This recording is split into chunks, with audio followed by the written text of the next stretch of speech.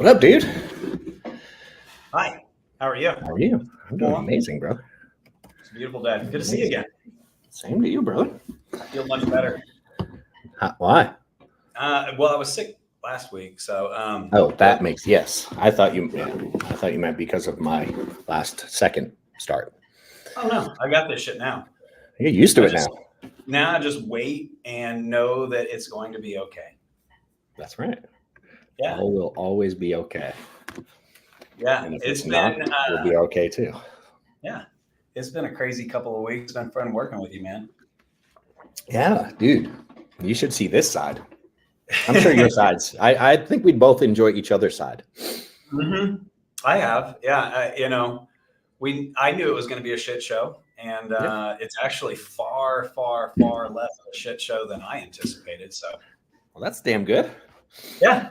That's damn Yeah. good. You're a lifesaver. Thanks for your help, man. Yeah. We're enjoying it. And it's neat because it's like you got to learn working with new people. It's like you got to learn each other's not only like process and system, but thought process and the way people communicate and what people are good at, what people are bad at, and what I mean. There's a ton of moving parts. Personalities. Yeah. Yeah.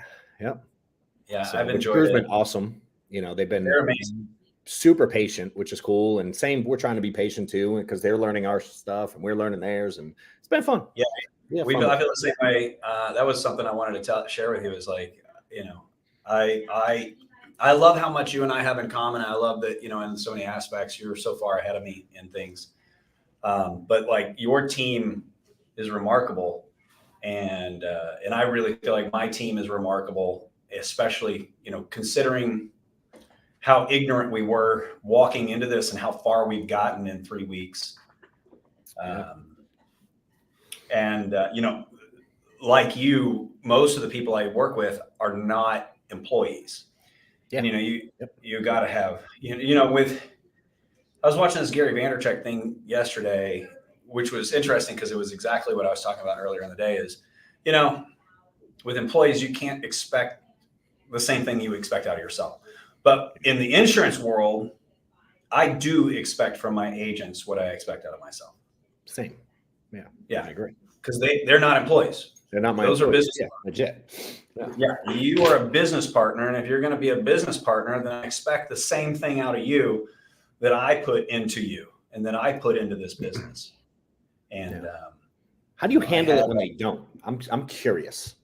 So I would say twice a year I have a meltdown. So I had a meltdown only twice a year on Monday. Only twice a year? Probably. Times. Impressive. Typically it's handled one-on-one or whatever. But like, so you know all the problems that we had on Saturday. Yeah, and some of those problems those problems, some were great problems because my marketing team did their job and we were having our best day of leads ever, but also we had just implemented your program. And so we still had garbage in, garbage out, right? And which was no big deal, except I don't make people work on Saturdays, right? First off, we're 1099, I can't make you do anything. Yeah. But there are 2 to 3 weekends a year that you need to be here, right? So December 1st through that's one of them. December 15th, you don't go home. You sleep here, right? You don't show up late. I lock the door at 8:30. And so Saturday comes after our Friday meeting where I was like, I thought I made it clear you better be here tomorrow. And then I get here at 7 a.m. on Saturday. And at 11 o'clock, I'm not paying attention to the team because I'm focused on, all the, the shit show that you and I are trying to fix. Yeah. And I turn around, there's like 10 people in the room out of 80. Oh, shit. And I've got 300 people that overnight have said, hey, Perry, hey, Healthy Insurance Dude, call me. Yeah. And I have no one to give these 300 leads to. And so, so I throw a little temper tantrum on Saturday, via Telegram, because I can't talk to the people. I force the few leaders that weren't here to get there. I don't force anybody, but they come in. I feel you. So by Monday, Sunday was okay. By Monday, I had this whole thing, this football coach speech kind of planned out in my head. And then at 8:30, half my team isn't here. Shut up. Yeah. And that's when I lost my shit. So spittle flying. Right. Did you wait till they all got there to lose your shit, or did you lose your shit on the few that were there? Well, most of the people that were there weren't there on Saturday. So I lost my shit on everybody. I love it. Yeah. And, but typically we lock the doors at 8:30. We're like, listen, if you don't want to be here by 8:30, you don't care. And I expect. You don't let them in. No. They knock on the door. You just watch them. I love it. Sean used to do that. We give them, we tell them they're giving 11%.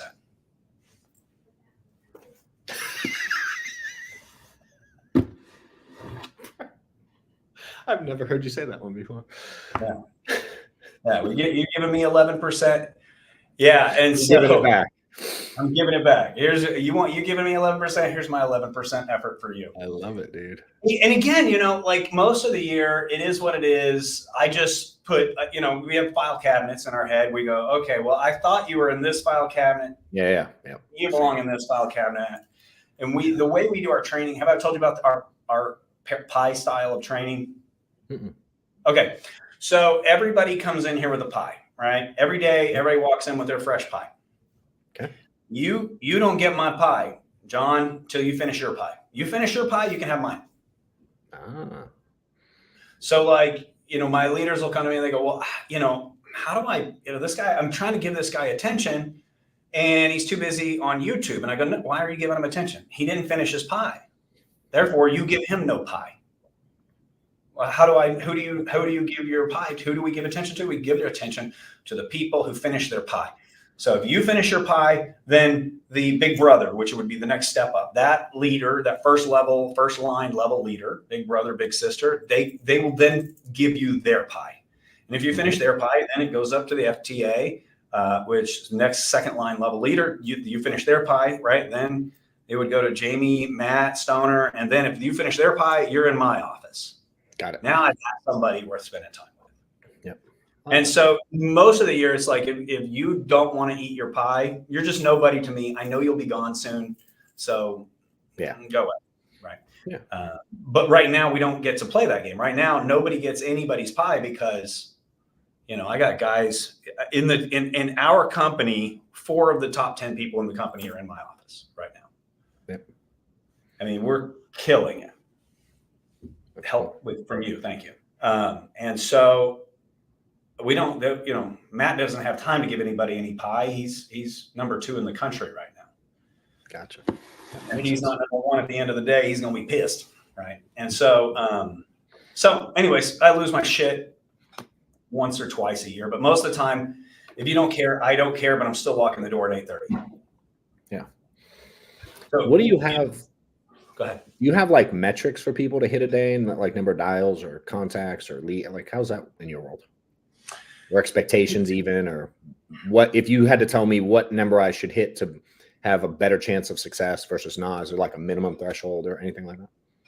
I mean, we do, everybody, I think what makes the Lions Den special is, have I told you my superhero analogy? I don't know, maybe. But okay. Go for it. I want to hear it. So I have adamantium claws, right? So the hell's that? And that's my superpower, just for fun. Okay. You go along with the story. Okay. So I have adamantium claws. And typically the way a sales organization comes in and is you bring a group of new people in. Mm-hmm. And I walk in the room and I go, all right, everybody, get your claws out. Rah! Right? And my claws come out.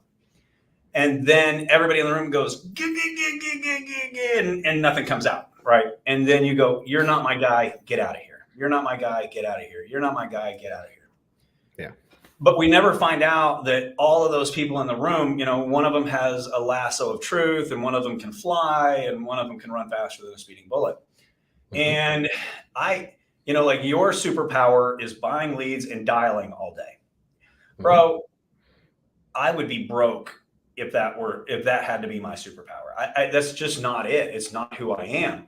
We're producing 400 or 500 people a day or whatever that is in different directions without doing that. Right now, do I expect you to do that? Yes. But if it's not your superpower, in my trainings, in the training program that I'm building, and even in the TikTok that you're in, I know of, there's about 12 great ways to get leads. So you've got the way Joe does it, right? We have great trainings in there on the way Joe gets leads. Joe doesn't cold call anybody. Joe's able to create leads for an entire team, all 100% free, all on social media. Right. And so I have people who do that. I have people that are badass on VanillaSoft or an auto dialer. I have people who are badass at texting. I have people, people like me that create content and market it out and can create leads off of that.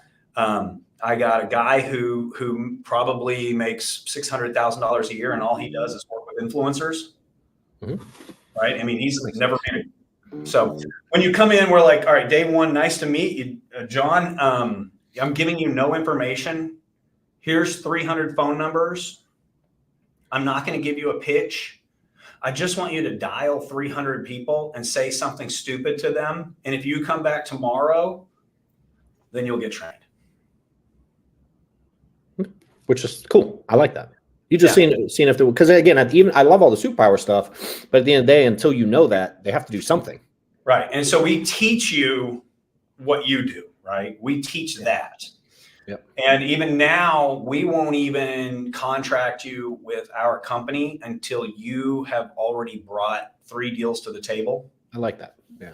I'm a fan. We won't contract you with the company until you know your call flow. We won't contract you with the company until you know your pitch for every type of lead, for cold call leads, for calling businesses, for healthy insurance dude leads, for buying leads, for live transfers. We won't contract you until you are competent enough that we know you'll be successful. Do you have them calling for other people, like calling live leads in the meantime? Yeah. And like then they can't pitch, but they can that way. Correct. They can't sell it. I get it.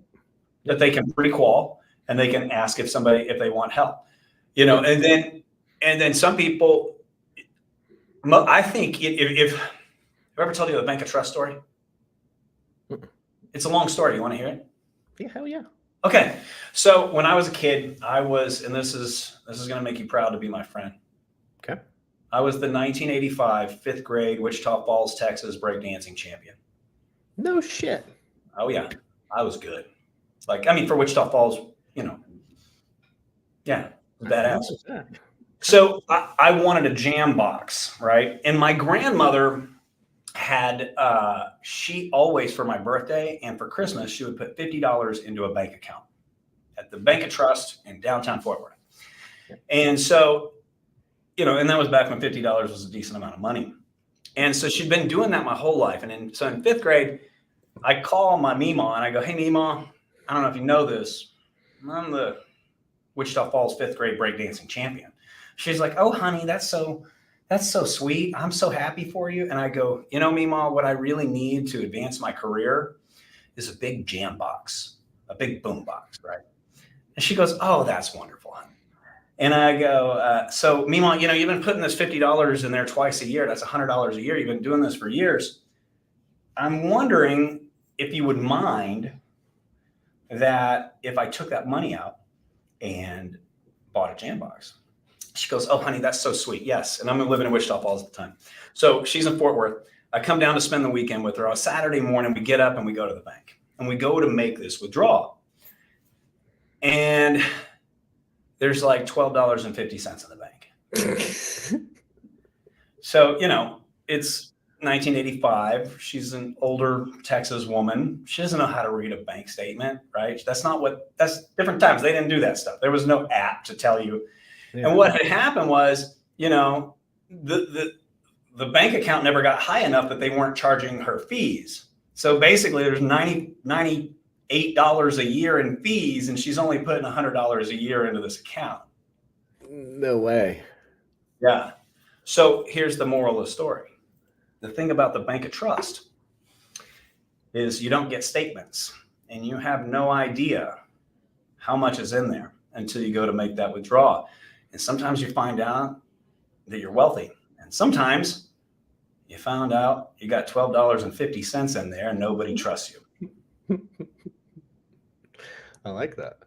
Yeah. So it's a stupid analogy, but it's a story I like to tell. It makes sense. It's a good story. So I get it. who are the people? So when we get to who are the people that need to be on the phones dialing all the time? Well, in my experience, right? I never think I'm right, but in my experience, the people who have $12.50 in that bank of trust better get on the freaking phones. Yeah, 100%. And right. And, you know, I started here at 43 and my bank of trust was full. And so I never really had to play that game. I dialed one day and went, yeah, okay, cool. I got a sale out of it. But I think that utilizing this bank of trust while I build a brand and build this and build that. Yeah. And so I was able to help lots of people using my bank of trust. When your bank of trust is full and you call an influencer that you know and you go, hey, man, it's Perry. I started this new thing. If you know anybody, then if your bank of trust is full, that influencer is going to send you 20 people. Yep. If you've been an alcoholic your whole life and nobody believes in you or trusts in you, well, you better start dialing. Makes sense. So that's kind of how we decide what people do. Everybody learns, everybody dials on their first day. And if you choose to break off into a different direction, that's on you. And we have trainings for all of it. Yeah, I like it. Seems like I assume it's probably pretty similar where most people come in with $12.50. I assume you don't get a lot of people that are loaded. You probably came in with a lot. I came in with a lot. My wife came in with a lot. No money. No, I don't mean money. I mean $12.50 in the bank of trust. Yeah, I got it. Yeah. I mean, I had nothing. I was driving a smart car, right? $350,000. I didn't know how to make my house payment, but my bank of trust was full. That makes sense. Yeah. And the analogies all over the place. Yeah. No, I get it. Yeah. I mean, that in that sense, yeah. So I was always one where like I've always been pretty good at doing at the very least what I say I'm going to do. Right. I may not have committed to much at the beginning and I might have sucked at it, but I always showed up. You know, I was at everything and attended. So that definitely helped. It got me a lot of attention and helped. People started giving me their pie. Right. I like that. Now we do the same concept. I just don't have a cool analogy like that for it. So I'm going to have mine. I'm going to take a piece of your pie and spread the message. It started a little more lewd. It started with the American pie method, meaning you got to make sweet love to your pie. That makes more sense for you. Yeah, but this is more political. You probably got to control that a little bit. Yeah. I follow. I'm trying to pretend as if there's an HR guy on my left shoulder. I was thinking about it yesterday as I traveled to Virginia, Roanoke, Virginia this week. I'm going there when I leave your house. Are you? Yeah. What for? Some friends of mine that have been some of Jamie and I's best friends forever. They moved from here 5 years ago and went to Australia, and they just moved back this week, and they moved back to Virginia. No shit. Yeah. So I'm coming to your house for the night. We're having dinner. Next morning, we'll do this podcast, going to the airport, and going to Virginia. I like that. I went to this. A buddy of mine had a like a lock-in, and where it's like a training where they stay in his office for like 3 days, basically, and kind of rally together a bunch of people to do a bunch of business and training. So I went in there to train a bunch of people and help his staff with some of the things I'm helping you with too. And so we go, and I ate at this place there. So I stay. Do you know where you're staying yet? Or are you staying with him, your buddy? You stay downtown? He's staying in some long-term hotel. Got it. So I'm going to stay there. Got it. I stayed at this place called Liberty Trust. It was cool, whatever. It's a decent place. Last time I went there, I stayed there, and I ate downstairs. But someone recommended I go to this place to eat that's right across the street from the hotel. Dude, it was one of the best meals I've ever had in my life in freaking Roanoke, Virginia. What's it called? is this place Frankie I think you say Rollins, Rowlands, Rowlands. I think they say Rollins, Frankie Rollins. Dude, I had this like crab stuffed mushroom appetizer. Those people know how to, man. Bro. And then I got a filet, Oscar style. So I had filet, and the filet, they do like crisp, they char kind of the outside, even though the inside is the way you want it. I get it medium. And then I had oh dude, what the hell is that? Creme brulee. Mm-hmm. And I don't even like that stuff. The creme brulee. I don't even like it normally. It's the best dessert I've ever eaten in my life. I was like, oh, dude, I left there stuffed like a freaking pig. It was disgusting. That's horribly wonderful. Yeah. So if you go back, and if any of y'all go. I'm gonna go to every one of his events just for that restaurant. Just for the restaurant. Cool. I swear to God, dude, it was so good. It was so good. So and he's a life guy. Yeah. Cool. So I go there to train, and I'm like, the reason I asked you the question is like, you go there, and I went like maybe 3 months ago. He had another one, and I don't know, 75% of the room were the same people, and they're in the same position they're in before. And I'm like, dude, do y'all really think I'm going to say anything different this time than last time? Right. Like, what the fuck? And so I was frustrated because so many people are looking for like this magic, I don't know what, to make all their problems go away. And I just don't know any. What is it? Tell them what it is. Do it. Exactly. It drives that's always something that drives me crazy when I'm talking. I'll be talking to somebody. I had somebody come into the office last week, and they came here to learn. And the whole time I'm trying to teach them, they're like, "Oh, I already do that. Oh, I already do that. I read that book. I already did this. I do this. I already do that." And then they're like, I'm like, then clearly the problem is you. Yeah. Like, you didn't come here to learn. You're failing. And I like the guy, nice guy, but he's failing. And so you ever notice that when people are failing, they want to tell you all the things they're doing right it's to save their own ego. And it's like, and typically when I start a conversation, so if one of my agents does a call and closes it, right? I walk up and sit down next to him and I go, do you want option A or option B? Option A is I tell you, we spend 10 minutes me telling you everything you did right. Or do you want option B, where I spend 5 minutes telling you the things that you did wrong? And just so you know, you did a great job. And then they always choose B, right? Mm-hmm. Oh, that's what we're supposed to do.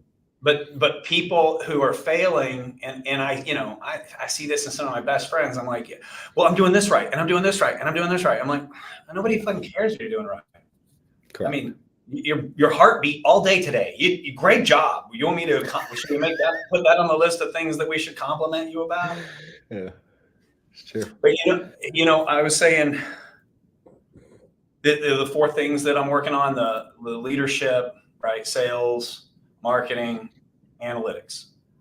Those are the 4 things I think it takes to be building a company, not to own a company, but to build a company. Mm-hmm. And it's like, if you're going to sit and tell me all the things that you're doing right in sales, analytics, and leads, that only means you're not a leader, bro. Yeah. I mean, based off of my stupid theory I'm working on. Yeah, I like that stupid theory, though. It's working out for you, dude. Yeah. And I was like, so I always try to find new ways to be able to pass the same message, Mm-hmm. And especially in our world, in the life world, dude, most people come in with very little bank of trust. Is that how you say it? Bank of trust? That's what I call it. And no money. Right. You know what I mean? So I'm like, unless you have some magical way to get clients, I mean, you have to call leads. Or go do something else because I don't have a better solution. Massive action in any given direction always produces results. Yeah. So the funny thing is, we're going through and we're talking about the quantities, how many calls people are making, and I'm just asking questions and they're giving me their answers. And after all their answers, I said to them, and I finally I got one that I was like, it made people stop making excuses because it was it was comical to me. And I was like, if there were 9,000 sales books in the room with us right now, what would they say? All of them say, do you think, is the average number of contacts you need to make with a potential client to make a sale? I just asked the question. Right. What would you guess numbers were given to me? What would I guess the number they gave you were? Yeah. Yeah, I got all kinds. There were like 30 people in the room. Yeah, somewhere between 3 and 30. Yeah. 9, 7, 12. Yeah. You know what I mean? Contact. And I was like, contacts. Right. And I'm like, and everyone was like so excited to prove they knew the answer from all the sales books, right? They were like, it's 9. No, this one says it's 7. No, this study said it was 12. And they're like giving me all these answers. And I'm like, y'all do realize 30 seconds prior, I asked you how many times you call your leads, and all of them were less calls than you just told me you knew were contacts required. But so this goes back to what we were talking about a second ago, right? So when all of a sudden they had something that they thought they knew the answer to, so they needed to brag that they, instead of, no, they won't do it. They're not going to do it. Like, and then they were like, well, are you saying I have to make 12 contacts to close a deal? I'm like, I didn't say anything. You said it. Right. I just asked 2 questions. But what you said is it takes 12 contacts, but you're only making 2 phone calls. I'm just asking you why if you know this is the answer, why are you only doing this much activity? I didn't give the answer, dude. That's fair. You know? So, and I think some people are like, holy crap, I never thought of it that way. And no, it doesn't take 12 contacts to close an insurance sale. But it sure as shit might take 12 phone calls, especially if they don't pick up on the first 11. You know what I mean? So I'm trying to build a business. I don't think I've talked to you about it. Right? So I'm trying to build. Did I tell you about the insurance company in a box? No. Okay. Dude, we should talk more. Holy crap. Yeah. So have you been to the French Riviera? Mm-mm. Have you been to Ibiza? I don't even know where that is. I'm assuming the French Riviera is in France, but it might not be. So I've never been there, and I don't even know what the other word you said is. Have you ever been to like Dubai, Abu Dhabi, or Dubai? Okay, so in America, there's, in America, to be frank, you and I are wealthy, right, compared to the average person. But over there, that's crazy. Like the amount of money over there is insane. Like we don't have that much money relative. Is that what you're saying? I'm saying we're remarkably poor over there. What's funny is I tell people a lot, dude, when they ask like, what have you been learning with this soul integrity? And the further up you get, I'm like, I've learned the more money I make, how little I make. Yes. That's what I learned. Right. It's like the more money I make, the more I realize I'm poor. And just like with Socrates, the more I learn, the more I realize I'm an idiot. And I knew I was an idiot a long time ago. So we're really deep in the hole now, right? Yeah.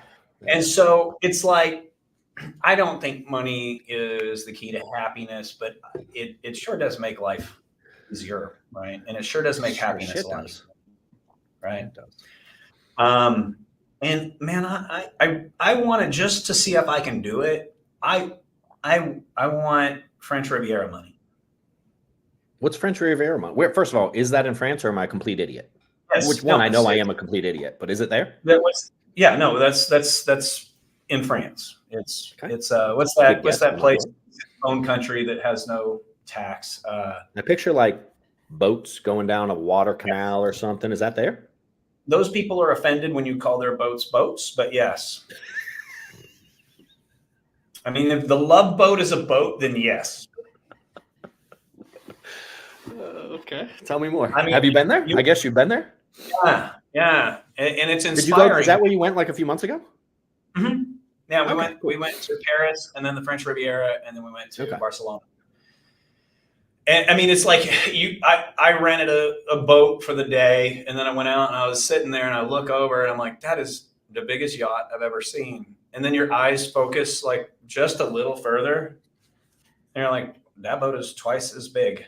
And then your eyes focus a little further and you're like, that's the Titanic, right? And then it's like you're looking at what seems like the most expensive boat you've ever seen.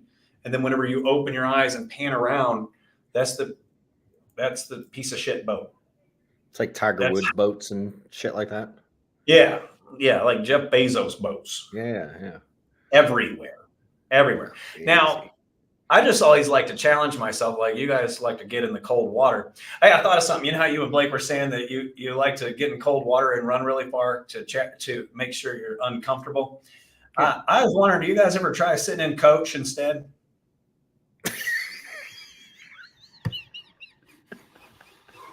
I did. I flew Spirit one time. Yeah. So that was a hell of a challenge. I mean, like, to me, I don't like that challenge though. That's not the same. How is that not the same? Why should I be uncomfortable in the morning? And I'll just, sometimes there's no first class and I have to, I mean, I always just buy the cheap seats. They just, I fly enough. You don't. Well, I fly because you get the upgrade. Yeah, because I'm not willing to wait for the upgrade.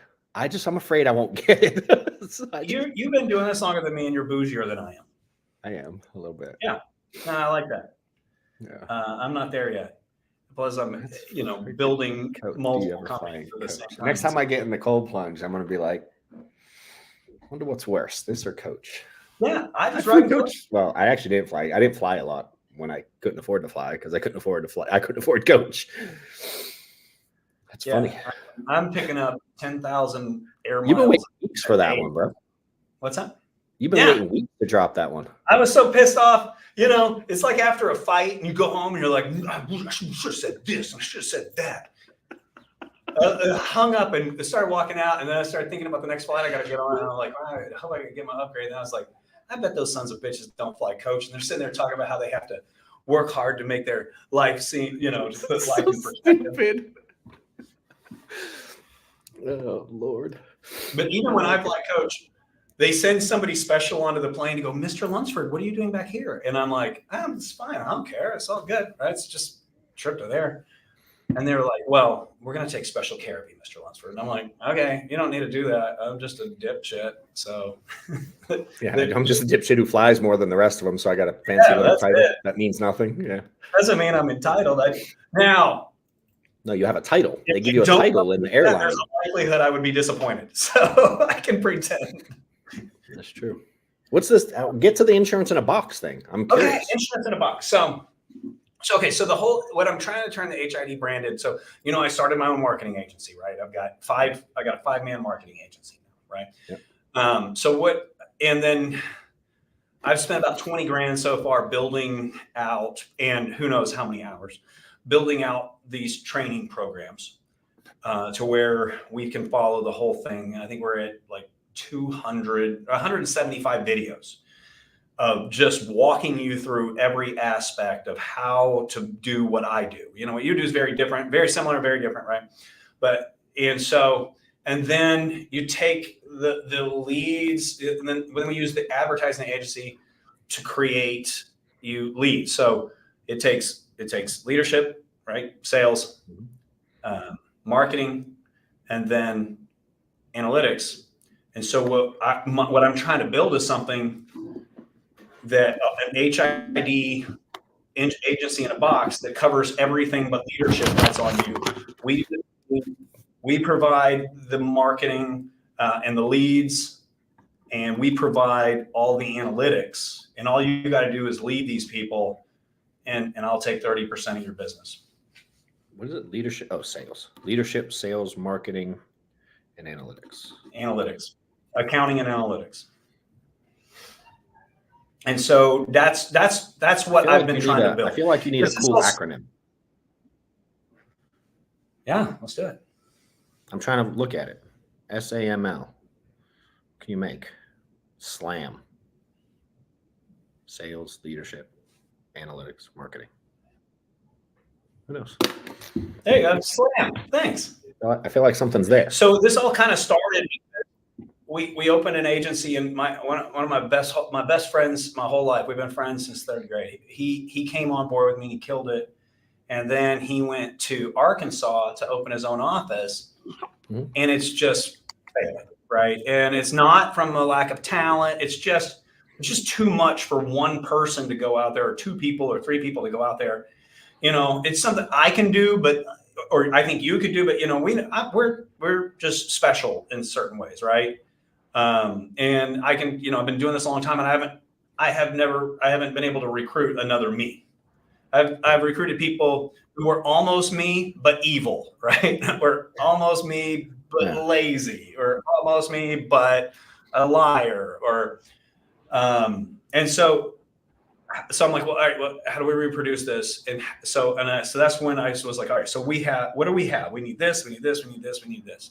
Now, if that is accurate, what can I take off the plate? And how can if I can do the recruiting for you, right?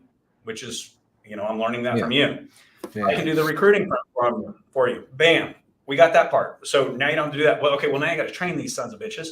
Okay. I'll do that too. All right. Let me train that. Okay. All right. Now, if you don't have leads, you don't have a business, no matter what business in the world it is. Right. For sure. And so I'll do that for you too. And then, well, how do we keep track and do the analytics? To me, as part of that is follow up with the client. Mm-hmm. So how do I make you follow up with your client? I'll do that too. I'll just do all the follow up for you. Now, should you do it on your own? Of course, but will you? Probably not. Probably not. Most won't. Correct. Those people are spending how much money to hang out with you in a room? They came back 6 months later and they were still in the same place. And people, that's just humans. We're all so scared to look stupid. So, excuse me. And so I'm like, let me take everything off of your plate except leadership. I can't do that. I can't lead for you. Now, then if you do that, how successful will your business be? And if I do it right, the answer is as successful as your leadership skills. Yeah.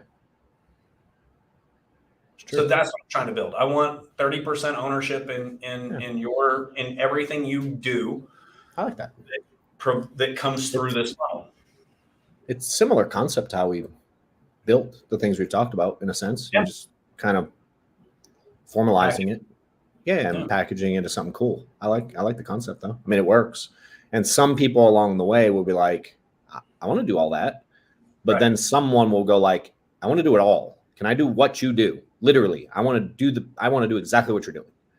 You know what I mean? And fortunately for me, we have a few of those now, which is cool. I like it. Yeah. So you have 1,400 agents and you have a few of those. Yeah. No. So it's been neat. I mean, and it's not a diss on anybody who's not that. Those people are humans. No, I don't care that people don't do that or don't want to do that. What frustrates me is they say they want the result from doing that, and they say they're willing to do that, and then they don't do that. That's the part that makes me want to bang my head against nails. In my rant that I did on Monday, it kind of started like this. I go, you probably don't know what I do for a living.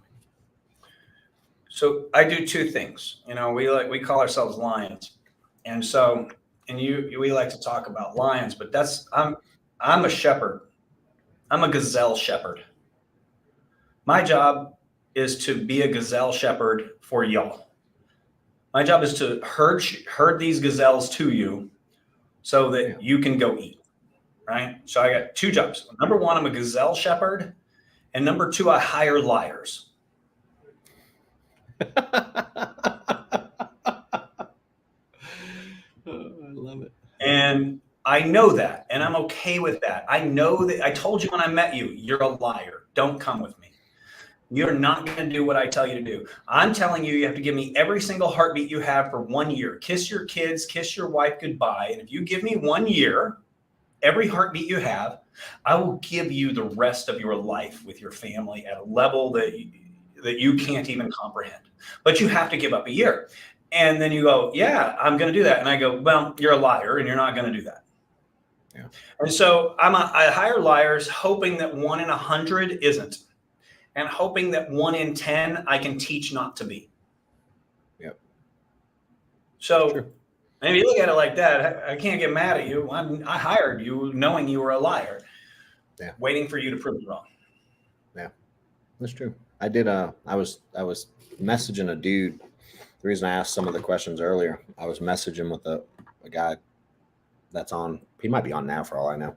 He's reached out for help and online, and I've just helped him. And he's a pretty good listener. Like, he listens to most things and implements them, and which I like.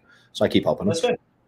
And I had a buddy reach out to me and wants to get his brother wanted to get an insurance. And he's like, he wanted to work for this company. I keep telling him to work for you, but he won't listen to me. I'm like, well, if he won't listen to you, he sure shit ain't going to listen to me. So please don't send him.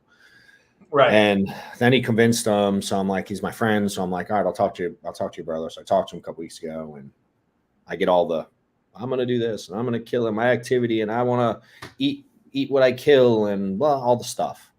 Right. So we tell him how much, I talked to him about activity because he has no way to get leads otherwise. He's got a few bucks, nothing crazy, but he can invest at the beginning.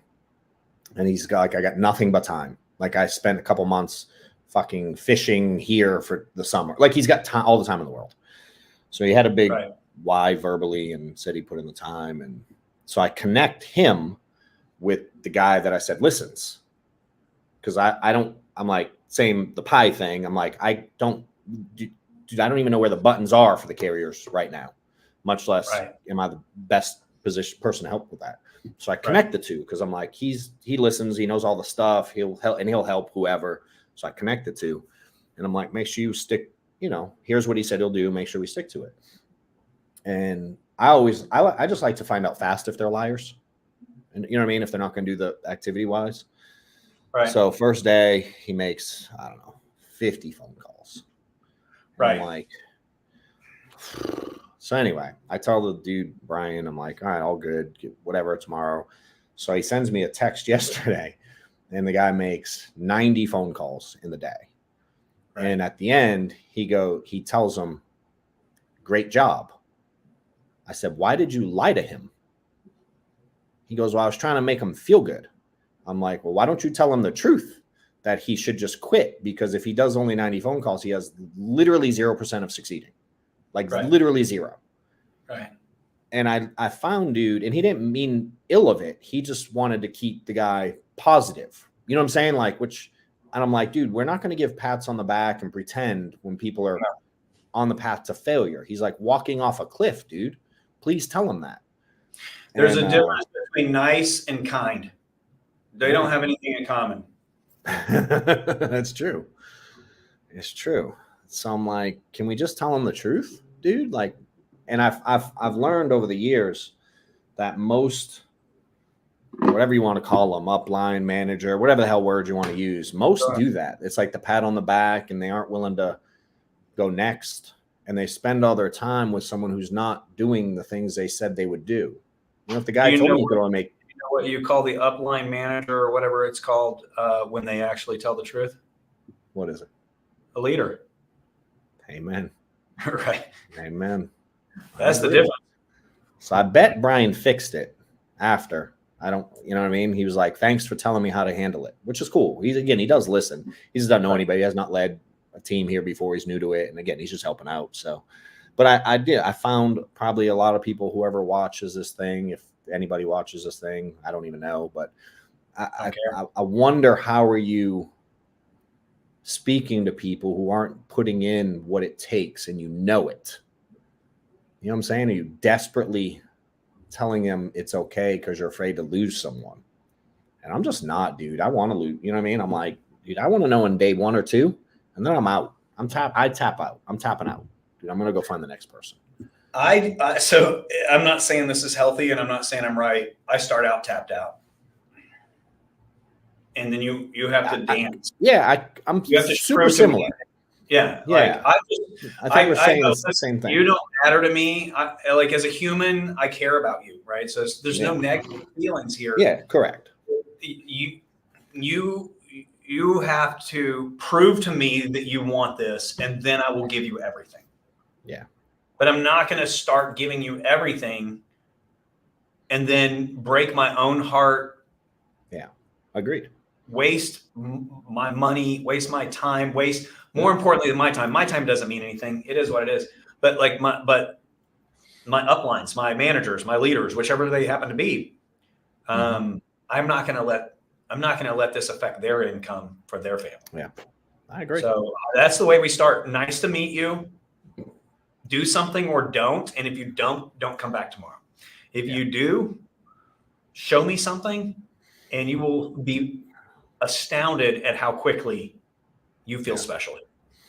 I agree. I love when people just follow the path. And I'm like, and if you don't, whatever, but why do we talk? That's the piece I can't understand. Why do you want to talk to me when you don't listen anyway? You know what I'm saying? I'm like, can we just skip that piece, please? Once you tell it, if you are not, nice enough, not kind enough, if you are nice enough to tell them, they're going to go ask somebody else anyways. Yeah, that's true. Because someone will give them the answer to appease them that they want to hear. That happens a lot. Right. That happens a lot. Yeah. I mean, to me, it's like every conversation, for the most part, with someone worth talking to, meaning, a conversation should be about growth or strategizing. Yeah, I agree. Yeah. Yeah, I had someone else hit me up on Instagram this week, and she's an agent, been around for a while, and ask a few questions, and I challenge her right away. And like 3 days, but 100% of things I've suggested she's done. Nice. I like this. It's not even my agent. It's just some random, you know what I mean? Someone that just reached out. Super nice. Yeah. I'm like, these are fun. I like this. I like having dinner with you and you saying something in just passing. And I mean, I'm talking about specific incident with you, but I mean, all the time, just talking to somebody and then they say something and, like Matthew 7:7, seek and you shall find, right? It's the only Bible verse. If you're always looking, like people are like, hey, Perry, where do you get content for? Like, where do you come up with the things to say? And I'm like, you're not looking for things to say. If you think about, that's what you're looking for, Correct. It always shows. Yeah. And so I'm always looking and, you can say something about Marco Polo and then that creates this, which creates this, which creates this, which creates an insurance agency in a box. Yep. And you're like, well, whose idea was this insurance agency in a box? And I'm like, well, I think I can go back to Marco Polo and dinner with John, right? Yeah. And so I think that's just me bragging that I don't do that. Yeah. Okay. I'm mad at that. Sure. When's dinner? Are you coming next week? I know it's on my calendar. I just don't remember the date. So next week or the week after? Week after, no, right? It's 2 weeks from yesterday. Okay, cool. 2 weeks from yesterday. Yes, so we'll do the podcast together 2 weeks 13th, 20th, something like that. Cool. When do you head to Virginia? Thursday? Yeah, the next day. Okay. I'm going. We'll just have to plan where to do the podcast. Yeah, we got dinner. I think Steph already picked a place. I have to ask her. She was telling me about it the other day. So we'll just have to plan where to do the podcast. We can do it anywhere. I don't care. Yeah. So I'm going to have dinner with you, and then I'm going to have dinner with them, and then I'm getting my butt back home. Sweet. Get back to work for 3.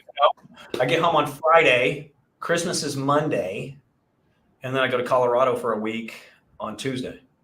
Hell yeah. With kids. Nice. Because I'm a horrible parent right now. I mean, I leave the house I drop them off at school 45 minutes early. There's a Chick-fil-A across the street from their school. Yeah. So I drop them off at Chick-fil-A. Yeah.